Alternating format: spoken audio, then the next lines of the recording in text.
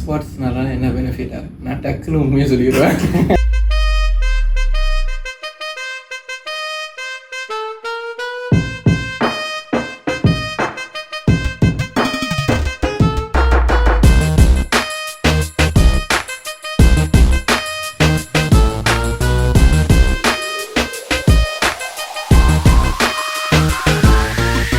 அடுத்ததான் என்ன கேட்கணும்னு பாத்தீங்கன்னா, நிறைய யங்ஸ்டர்ஸ் இருப்பாங்க ஸ்போர்ட்ஸ்ல வந்து ஈடுபடணும், லைக் ஸ்போர்ட்ஸ் விளையாடணும், அவங்களும் ஸ்போர்ட்ஸ்ல ஒரு லைக் கொஞ்சம் தூரம் போகணும் அப்படின்னு நினைப்பாங்க. தாசி வரைக்குமா? இல்ல, கொஞ்சம் தூரம் வாழ்க்கையில கொஞ்சம் தூரமா ஸ்போர்ட்ஸ்ல. சோ ஆனா அவங்களுக்கு அந்த இதெல்லாம் தோணும். ஆனா எங்க இருந்து ஸ்டார்ட் பண்றது, எப்படி ஸ்டார்ட் பண்றது? சோ அவங்களுக்குலாம் வந்து நீங்க என்ன சொல்லணும்னு நினைக்கிறீங்க? நீ சொல்ற யங்ஸ்டர்ஸ் ஒரு ஏஜ் கேப், ஒரு ஏஜ் நம்மளும் யங்ஸ்டர்ஸ் தான். ஒரு எத்தனை வயசுல ஒரு ஓகேல ஒரு எஸ்பி முடிச்சது 18 வயசு. 18 வயசுல தான் ஸ்போர்ட்ஸ்ல என்ன போய் பண்ணாங்க.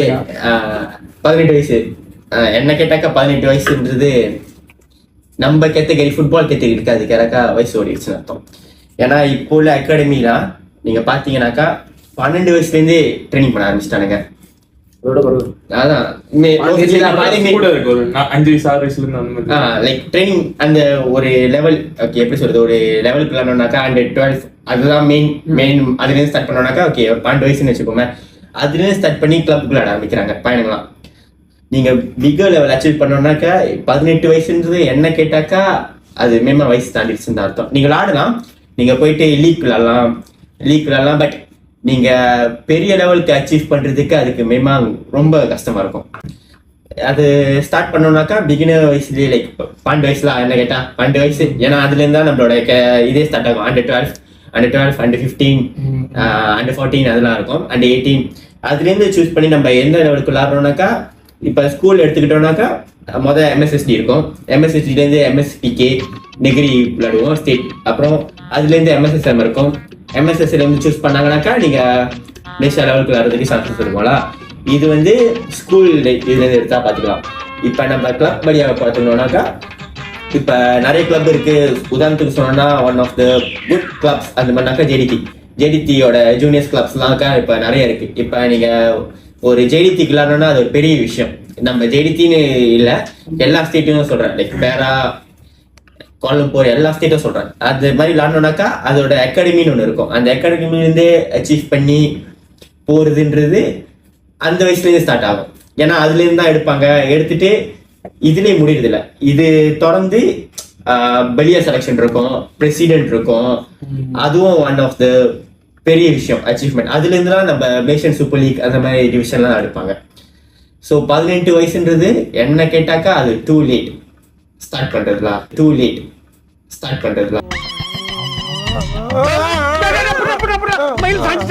ஃபுட்பால்னு பார்க்கணும். இப்போ வந்து ஓவரால் எல்லா ஸ்போர்ட்டையும் பார்த்தாலே இது எப்படி தான் அந்த கான்செப்ட். ஆனால் வந்து நீங்கள் எந்த மாதிரி லெவலில் விளையாட போறீங்க பொறுத்து இருக்கு. இப்போ நீங்கள் வந்து ப்ரொஃபஷனலாக போக போறீங்க அப்படின்னா அது எப்பயுமே வந்து 18 வயசுன்றது அது ரொம்ப கேப் மாதிரி தான். ஏன்னா சயின்டிஃபிக்கலி வந்து நீங்கள் ஒரு 12 வயசுலேருந்து மினிமம் ஒரு 12 வயசுலேருந்து விளையாட ஆரம்பிச்சிங்கன்னா தான் அந்த வந்து அந்த ஸ்போர்ட்ஸோட அடாப்டேஷன் நமக்கு வரும்.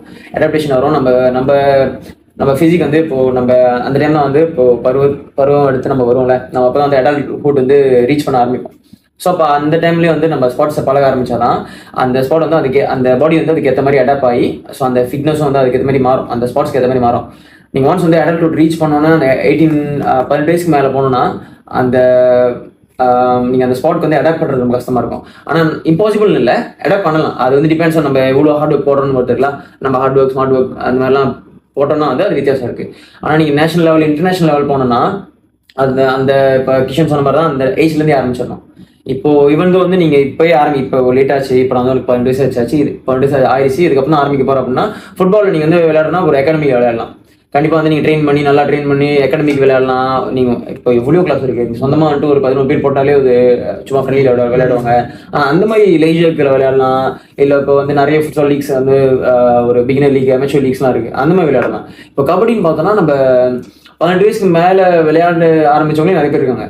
இப்போ 21 வயசு மேலே தான் விளையாட ஆரம்பிக்கிறாங்க. அந்த மாதிரி வந்து யூனிவர்சிட்டி லெவல்லாம் ஈஸியாக விளையாடலாம். இப்போ யூனிவர்சிட்டி வந்து கற்றுக்கிட்டு கபடி விளையாடுறவங்க நிறைய பேர் இருக்காங்க. ஏன்னா அந்த ஸ்பாட் க்ரோ பண்ணுறது வேற மாதிரி இருக்கு. இப்போ ஃபுட்பால் வந்து க்ரோ ஆயிடுச்சு.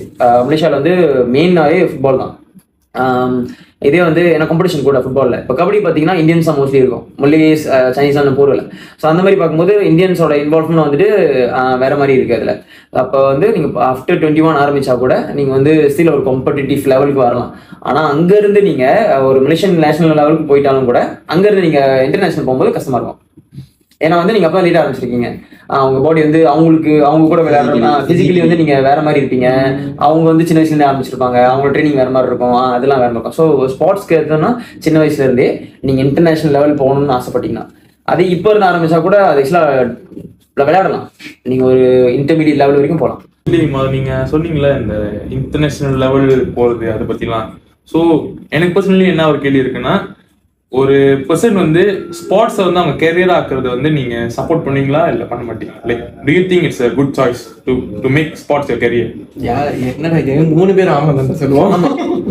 ஒரு ப்ரொஃபஷனல் லெவல்ல ஸ்போர்ட் விளையாடுறவங்க இப்படி வந்துட்டு அதை நீங்க கெரியர் ஆக்காதீங்கன்னு சொல்ல முடியும். லைக் இப்போ லைக் கரண்ட் சிச்சுவேஷன் இன் ஸ்போர்ட்ஸ்ல கண்டிப்பா அந்த பர்சனுக்கு ஒரு டைரக்ஷன் இருக்கு, ஒரு 60-50% ஒரு கான்ஃபிடென்ஸ் இருக்கு, அவங்களால அந்த ஸ்போர்ட்ஸ்ல போயிட்டு சக்சஸா இருக்க முடியும்னா obviously proceed என்ன இருந்தாலும் சரி. ஏன்னா இப்ப அண்ணா சொன்ன மாதிரி சில பாப்புலர் ஸ்போர்ட்ஸ்ல கொஞ்சம் டிமாண்டிங்கா இருக்கும். பெஸ்ட் அவுட் ஆஃப் பெஸ்டாக தான் இருக்கணும் கம்பேர்ட் டு நான் அதர் ஃபேமஸ் ஸ்போர்ட்ஸ்ல. எனக்கு நான் தனுஷ் எடுத்து கொடுத்தது ஞாபகம் வந்து வருஷம் அப்படின்னா அந்த ஒரு அட்வான்டேஜ் டிஸ்அட்வான்டேஜ் பார்க்கும்போது நம்ம ஃபேமஸ் ஸ்போர்ட்ல இப்போ ஃபுட்பால், பேட்மிண்டன், நீங்க ஒரு இன்டர்மீடியட் லெவல், ஒரு நேஷனல் லெவல், ஒரு ஸ்டேட் லெவல் போனா கூட ஆக்சுவலாக நீங்கள் இப்போ கபடியில் உள்ளதை விட நீங்கள் ஒரு ஸ்டேட் லெவல் வந்துட்டு பேட்மிண்டன்லேயும் ஃபுட்பால்லேயே போனீங்கன்னா அங்கே கிடைக்கிற பெனிஃபிட் இன்னும் கூட. ஸோ இப்போ வந்து நீங்கள் இப்போ லேட்டாக தான் ஆரம்பிக்கிறீங்க, லேட்டாக ஆரம்பிச்சு ஒரு இப்போ ஸ்டேட் லெவல் தான் போக முடியுது. ஆனால் அங்கே கிடைக்கிற சலுகைகள் இன்னும் கூட. அதையும் வந்துட்டு நீங்கள் ஆக்சுவலாக இப்போ ஸ்டேட் லெவல் விளையாண்டு அது வந்துட்டு ஒரு கெரியராக வச்சுருக்கோங்க நிறைய பேர் இருக்காங்க. Football, badminton.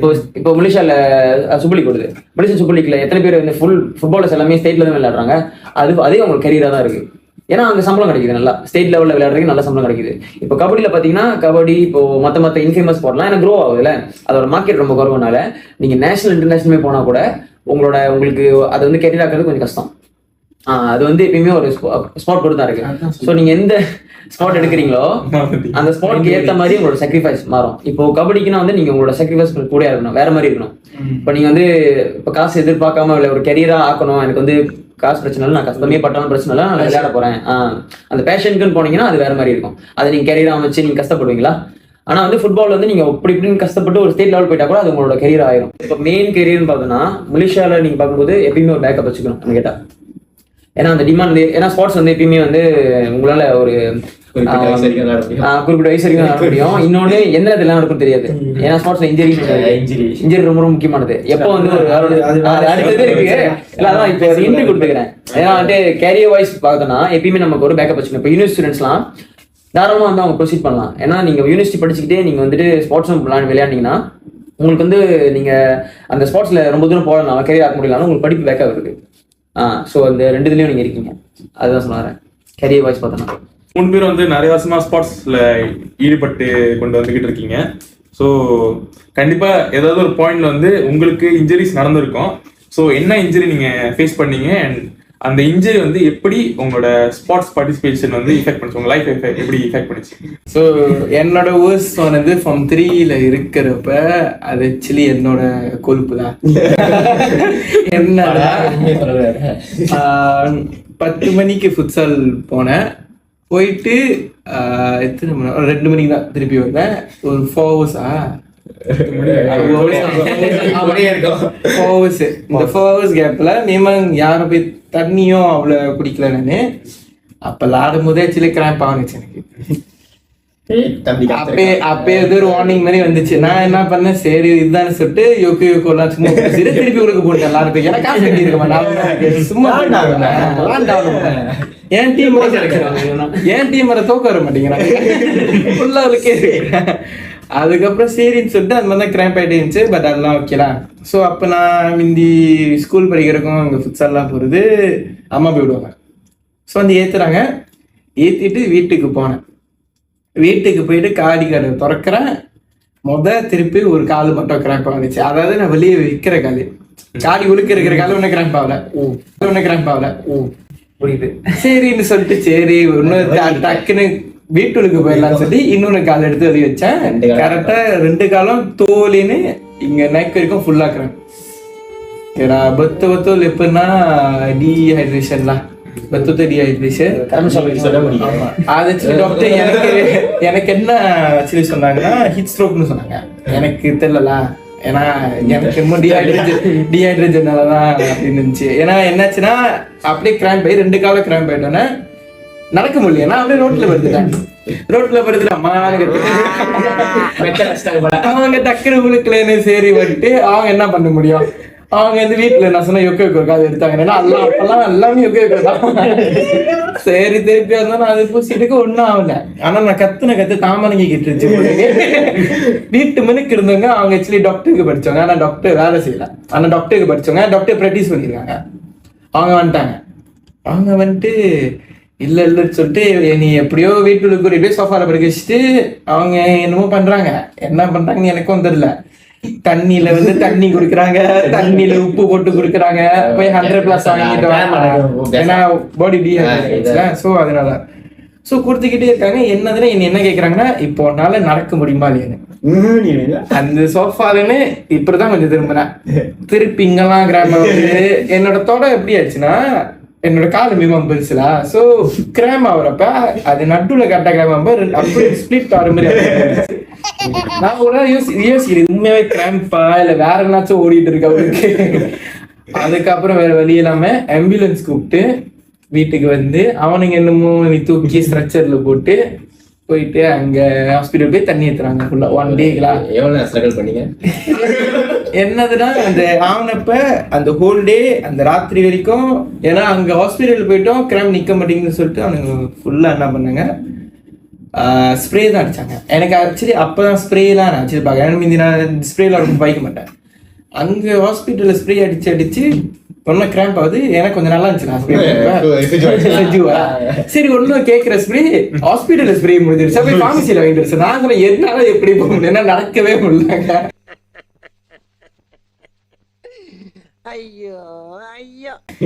அதுக்கப்புறம் தெரியல அவனுங்களே போய் வாங்கிட்டு வந்துட்டு திருப்பி ஆக்சுவலி அந்த ராத்திரி ஒரு விடிய கால ஒரு 3 மணி தான் வந்து நானே ஃபாஸ்ட் பண்ணி நடந்தேன். ஆக்சுவலி எனக்கு எப்படின்னா நடக்க முடியாம இருந்துச்சு அது கொஞ்ச நாளைக்கு.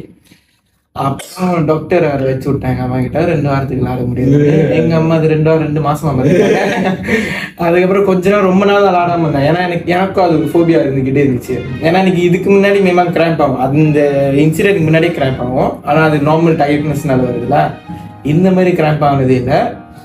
ஸோ கிராம்ப் ஆகிட்டோன்னே எனக்கு கொஞ்சம் ஒரு பயத்துல தான் இருந்தேன். அப்புறம் ஸ்லோவாக ஸ்டார்ட் பண்ணி ஜாக்லாம் பண்ணி ஓகே கிராம்ப் தான் ஓகே இல்லை அப்படின்னு சொல்லிட்டு ஸ்டார்ட் பண்ணுதுல. ஆனால் அதுக்கப்புறமா கொஞ்சம் வர்றப்ப மிந்தியாச்சும் என்னாச்சும் ஸ்ப்ரே ஓகே தட்டிட்டு விளாடுவேன். இப்போ வந்துச்சுன்னா பார்த்து விளாடுன்னு சொல்லிட்டு நான் ஒரு ஓரமாக வெளியே உட்காந்துறேன். அதுதான் என்னோட ஊஸ்ட் இன்ஜுரி தான். அதுக்கப்புறம் ரீசன் என்ன ஹெம்ஸ்ட்ரிங், அதுதான் இவர் கற்றுக் கொடுத்தது. இப்ப என்னோட இன்ஜுரிஸ்ன்னு பார்த்தாக்கா 1 2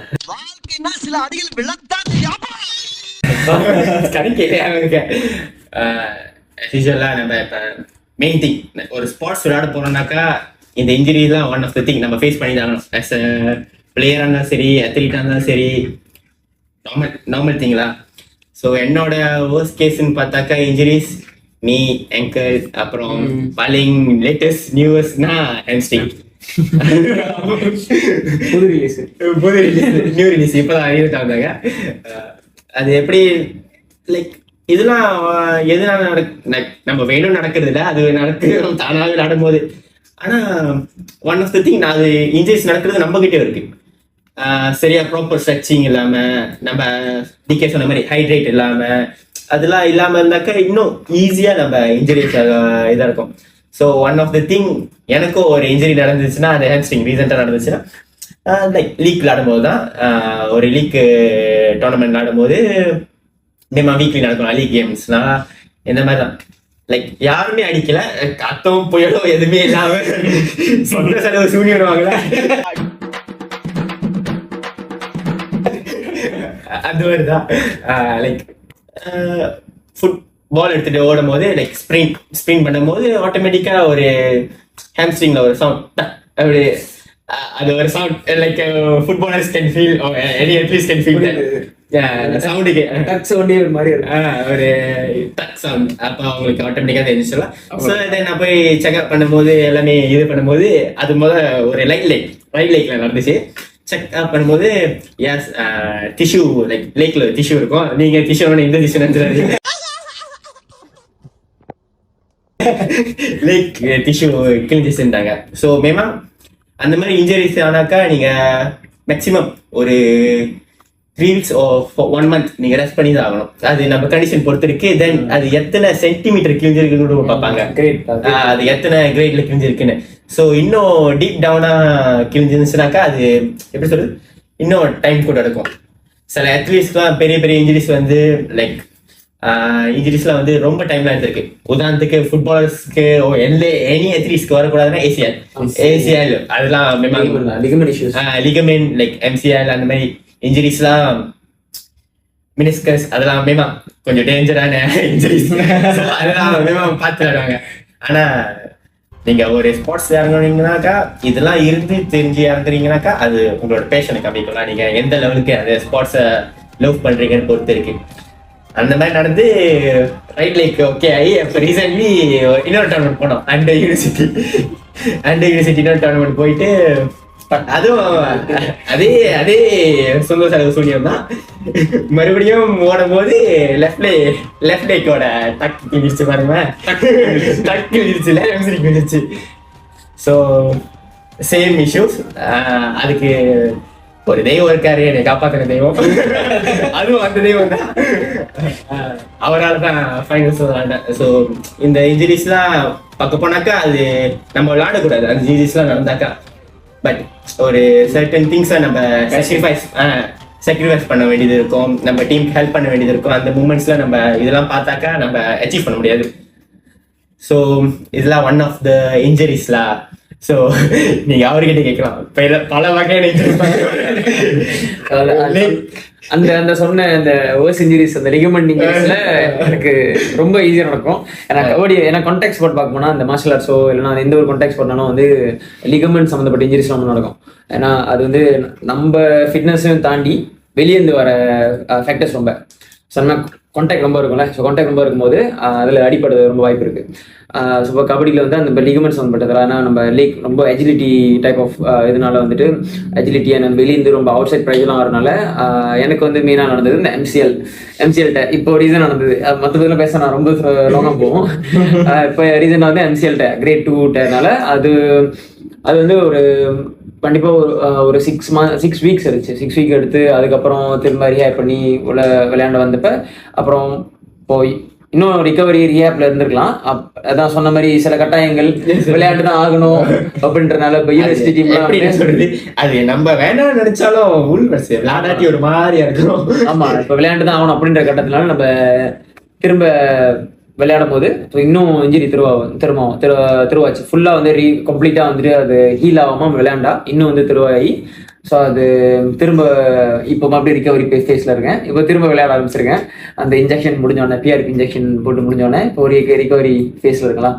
ஸோ அதான் ஒன்று நம்ம வந்து சாக்ரிஃபைசஸ் இருக்கும்ல ஸ்போர்ட்ஸில் இன்ஜுரியும் தாண்டி. அதானா வந்து அது ஒரு நிறைய வந்து பயப்படுவாங்க இன்ஜுரி ஆயிடுச்சு விளாட முடியாது அப்படின்னு. ஆனால் வந்து திரும்ப வரலாம். அது அந்த இன்ஜுரின்றது ஸ்போர்ட்ஸ்ல ஒரு பார்ட் தான். நம்ம அந்த லெவல் பை லெவல் போகும்போது இன்ஜுரிஸ் வந்து எல்லா அத்லீட்ஸும் ஃபேஸ் பண்ணுறது தான். ஆனால் அதுக்கப்புறம் வந்து நம்மளால திரும்ப வர முடியும் இன்ஜுரிஸ்லேருந்து. நம்ம வந்து வெதர் நம்ம இன்ஜுரி பட்டு நீங்கள் கிவ் அப் பண்ணி உட்கார போறீங்களா இல்லை வந்து நீங்கள் ஸ்டில் வந்து கண்டினியூ பண்ணி ப்ராப்பர் ரிகவரி செஞ்சு நீங்கள் திரும்ப அந்த ஸ்போர்ட்ஸ்குள்ள விளையாட வர போறீங்களா அந்த பேஷன் ஒரு இது இருக்கு. சில பேர் இந்த மாதிரி விளையாட போறாங்கனாக்கா நானே பார்த்திருக்கேன். ஒன் ஆஃப் மை ஃப்ரெண்ட்ஸ்லாம் இப்போ இந்த மாதிரி இன்ஜுரி ஆகிட்டு மறுபடியும் விளையாட சொன்னாக்கா இல்லை பயமா இருக்கு. அது ஒரு ஸ்கேரி மூமெண்ட் ஆல்வேஸ் இருக்கும். இப்போ உதாரணத்துக்கு என்னைய எடுத்துக்கிட்டோம்னா எனக்கும் விளையாடுவேன். லைக் அந்த நம்மளுக்கே ஒரு இது இருக்கும்ல நம்ம லிமிட்டை தாண்டி புஷ் பண்றோமா. ஆனால் சில கட்டத்தில் நம்ம புஷ் பண்ண வேண்டியது இருக்கும். பட் அந்த எப்படி சொல்றது கட்டாயம் இருக்கும்ல. ஆனால் ஒரு கட்டத்தில் நம்மளுக்கும் அந்த டைம் செட்டுன்னு பயம் இருக்கும்ல மறுபடியும் அந்த மாதிரி நடக்கக்கூடாது அப்படின்னு. அதெல்லாம் அதான் புஷ் பண்ணி வரணும். அதான் அந்த இன்ஜுரியோட ஒரு டிஸ்அட்வான்டேஜ். நம்ம மைண்ட் செட்ல தான் இருக்கு. ஃபர்ஸ்ட் திரும்ப வரணும் முடிஞ்சாட்டா விளையாண்டுக்கிட்டு தான் இருக்கணும். அதான் வேற வழி இல்லை. ஓகே, ஸோ அடுத்து என்னதுன்னா வந்துட்டு ஸோ இன்ஜுரிலாம் நடக்குது, அதுக்கு வந்து ஆப்போசிட்டா வந்து இன்ஜுரி ப்ரிவென்ஷன் ஒன்று இருக்குல்ல. So injury prevention measures like ஸ்போர்ட்ஸ்ல வரணும்னு நினைக்கிறவங்க என்ன பண்ணலாம், லைக் இன்ஜுரி ப்ரிவென்ட் பண்றதுக்கு லைக் உங்களோட அட்வைஸ் என்னது இன்ஜுரி ப்ரிவென்ட் பண்றது? இன்ஜுரி ப்ரிவென்ட் பண்றது ப்ராப்பரா இப்போ வார்மிங் அப் செய்யுது. இப்போ நம்ம சும்மா வார்மிங் அப் செய்யறது போதெல்லாம் வந்து ஒரு சும்மா ஒரு 1 hour விளாடுறதுனால ஆக்சுவலி 1 hour விளாடுறதுல ஒரு மேஜர் இன்ஜுரிஸ் கூட நடக்கலாம், இல்லைன்னு இல்லை. பட் நம்ம மேமா ஒரு ப்ராப்பர் வார்ம் அப் செய்யணும். வார்ம் அப்புக்கு பிஃபோர் எவ்ரி ட்ரைனிங் அந்த ஒரு ட்ரில் இருக்கும்போதோ ஒரு செட் ஆஃப் ஃபிட்னஸ் இது ஆக்டிவிட்டி செய்யும்போதோ நம்ம அதை ப்ராப்பராக செய்யணும். நம்ம போஸ்டர்லேன்னு எல்லாமே ப்ராப்பராக இருக்கணும். இப்போ எனக்கு வந்து இந்த ஒரு கட்டத்தில் நான் ப்ராப்பரான போஸ்டர் செய்யலான்னு எனக்கு பேக் போன் ப்ராப்ளம் சொல்லி இருந்துச்சு. நான் அதுக்கெல்லாம் ஃபிசியோக்கெலாம் சொல்லி போனேன். இந்த வயசுலேயே ஃபிசியோக்கு பேக் போன் போனேன். ஏன்னா ஃபுட்பாலில் நான் சொன்னா நீ ரொம்ப விளாடாத உனக்கு ஸ்லீப் டிஸ் போடுறானே. ஆனால் அப்பயும் நான் விளாண்டுட்டு இருந்தாங்க. அது துங்கு மசாலானால டச் விட்லாம். ஸோ அந்த மாதிரி தான் சார். ஹவு டு அவாய்ட்னா 100% நீ இப்போ நல்லா வார்ம் அப் பண்ணிட்டு போகும்போது அவாய்ட் பண்ண முடியும்னு சொல்ல முடியாது. திடீர்னு ஒருத்தன் வந்து பாஞ்சு எத்தும்.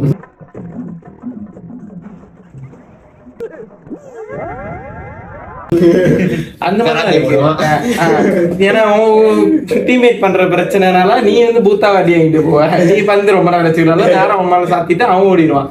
ஓகே என்ன காட்டா சரி காட்டுன்னு கொடுத்துருந்தேன். ஆனா உன்னோட வந்து ஒரு 6-7 months உனக்கு அப்படி போயிடும். ஏன்னா நான் இந்த ஃபுட்பால் நான் நிறைய இன்ஜுரி பார்த்துருக்கேன். இங்க காலர் போன் வந்து உடச்சு இங்க சொச்சோ பண்ணிட்டு இருக்கோம். போய் பாக்குறேன், டே என்னடா எனக்கு பார்த்தான ஒரு மாதிரி இருக்கு, இங்க மாதிரி சொச்சோ பண்ணிட்டு இருக்கு ஏதோ ஒரு முள்ளு மாதிரி. கேட்டா அவ்வளவு பெரிய அடியில தானே லால்ல தானே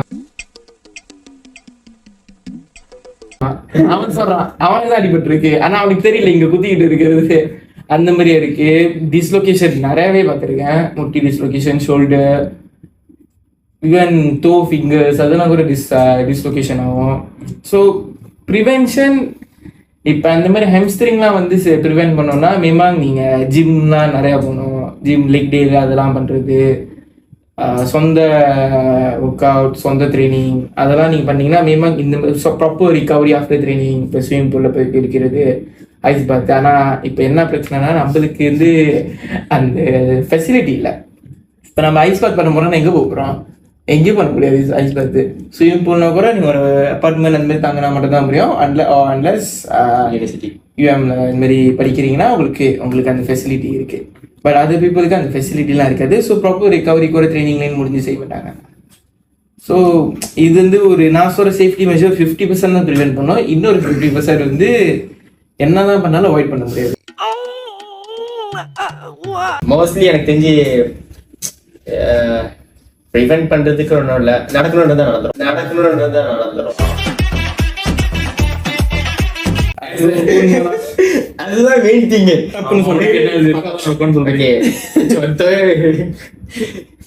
முடிச்சு போட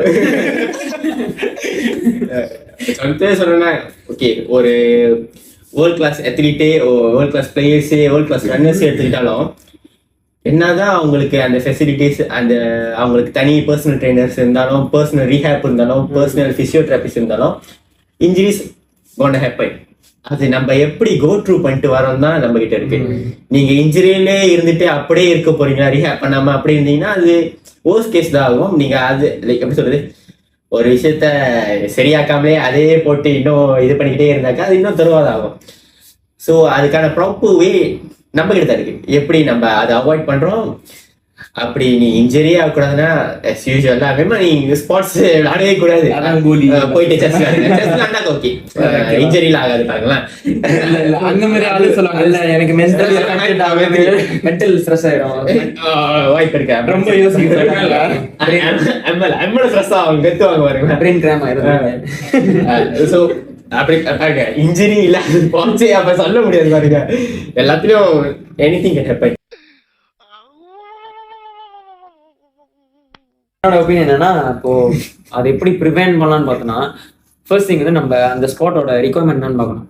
இப்போ நம்ம பிசிக்கலி வந்து நமக்கு அந்த அந்த ஸ்பாட் விளையாட போறோம்னா அந்த ஸ்பாட்க்கு அந்த ரெக்யர்மெண்ட் இருக்கு. இப்போ செஸ் விளையாடணும் அதுக்கு ஒரு ரெக்யர்மெண்ட் இருக்கும், மூளை இருக்கணும்.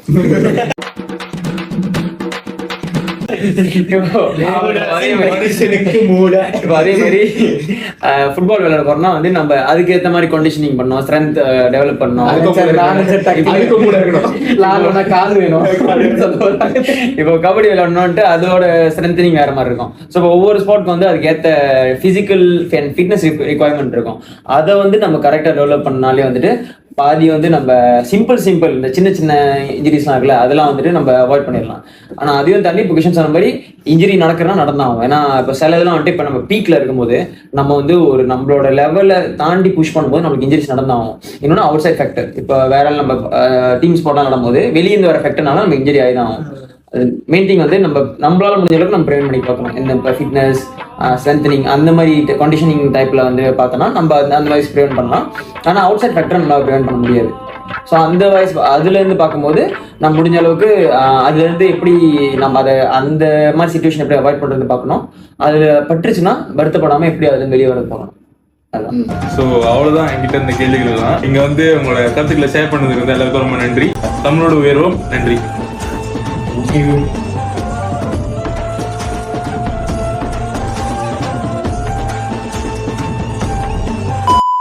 இது ஆன் பண்ணியாச்சா?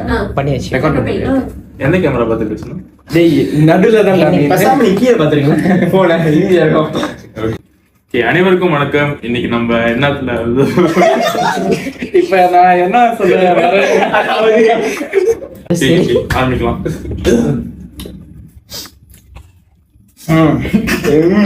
அனைவரும் வணக்கம். ஸோ அனைவருக்கும் வணக்கம். இதுதான் டிஎல்எஸ் பாட்காஸ்ட். ஸோ இன்னைக்கு நம்ம என்னத்தை பத்தி பேசலாம்னு இருக்கோம்னா ஸ்பாட்ஸ் அண்ட் ஸ்டூடெண்ட்ஸ். ஸோ நான் தீபன், இந்த பாட்காஸ்டோட மாடரேட்டர். நான் second year mechanical engineering student. என் கூட யார் இணைஞ்சிருக்காங்கன்னு பாத்தீங்கன்னா என் பக்கத்துல கிஷன் இருக்காரு. கிஷன் உங்களை அறிமுகம் படுத்திக்கோங்க.